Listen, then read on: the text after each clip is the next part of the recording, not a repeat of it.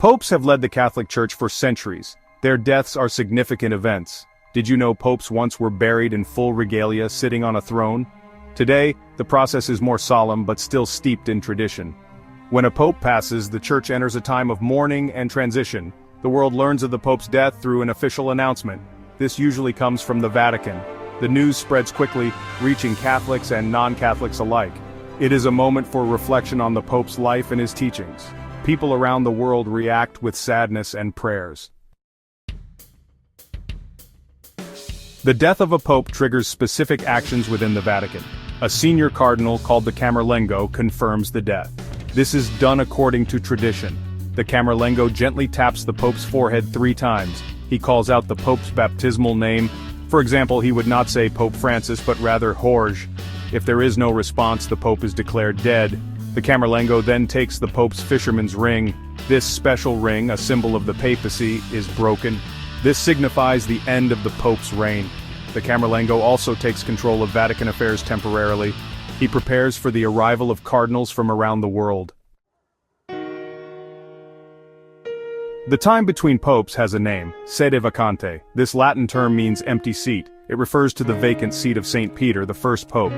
During sede vacante, the Church is in a period of waiting. The world watches as the process to elect a new pope unfolds. The College of Cardinals takes on a crucial role during sede vacante. This group of senior church leaders will elect the next pope. Cardinals from around the world travel to Rome. They gather to mourn and to prepare for the conclave. The conclave is the secret meeting where they elect the new pope.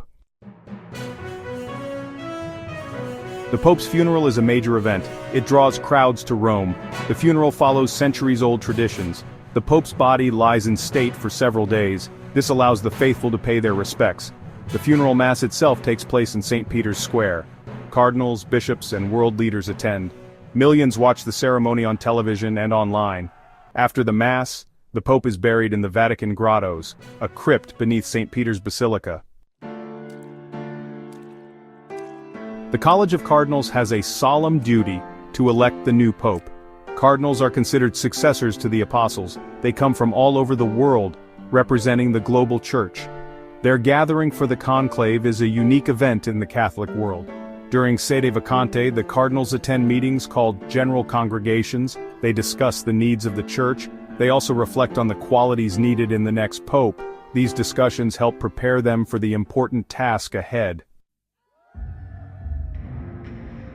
Section 6. Inside the conclave. The conclave is shrouded in secrecy.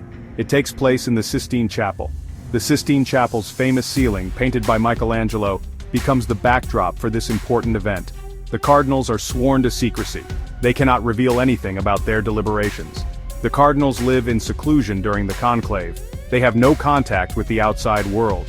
This isolation helps them focus on the task at hand. They pray, reflect, and discuss the candidates. The atmosphere is one of intense prayer and discernment. Section 7. Ballots and black smoke. The election process is by secret ballot. Cardinals write their choice for pope on a piece of paper. The ballots are then counted.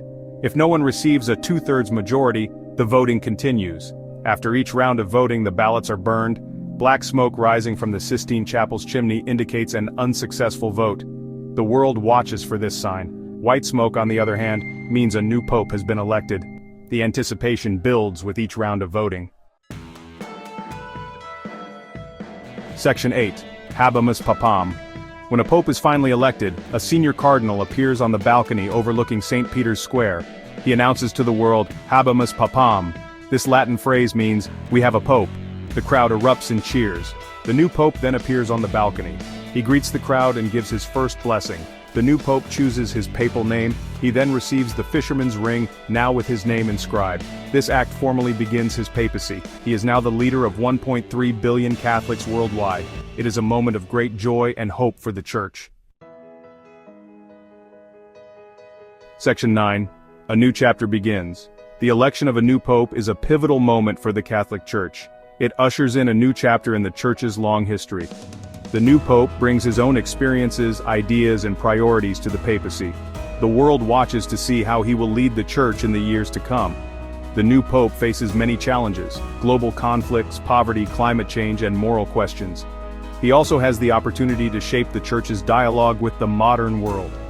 His papacy will be shaped by the challenges and opportunities of the 21st century.